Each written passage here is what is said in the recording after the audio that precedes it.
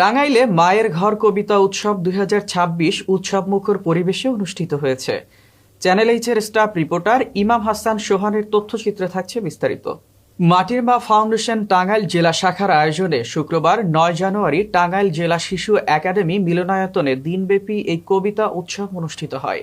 উৎসবের শুরুতে অনুষ্ঠিত হয় আনন্দ শোভাযাত্রা, পরে কবিতা আবৃত্তি, পুঁথিপাঠ, নৃত্য, সঙ্গীত পরিবেশনা, আলোচনা সভা, সম্মাননা ও সনদ প্রদান সহ নানা সাংস্কৃতিক আয়োজনে অংশগ্রহণকারীদের মাঝে ব্যাপক উৎসাহ ও আনন্দের সৃষ্টি করে। অনুষ্ঠানে উদ্বোধক হিসেবে উপস্থিত ছিলেন মাটির মা ফাউন্ডেশনের প্রতিষ্ঠাতা চেয়ারম্যান কবি মতিয়ারা মুক্তা।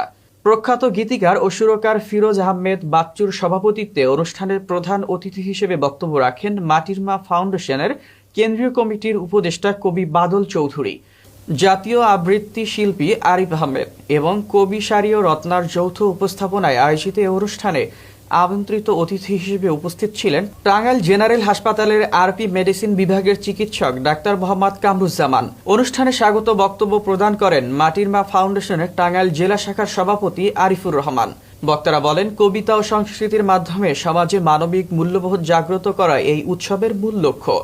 উৎসবে জেলার বিভিন্ন স্থান থেকে কবি, সাহিত্যিক, সংস্কৃতিকর্মী ও কবিতাপ্রেমীরা অংশগ্রহণ করেন।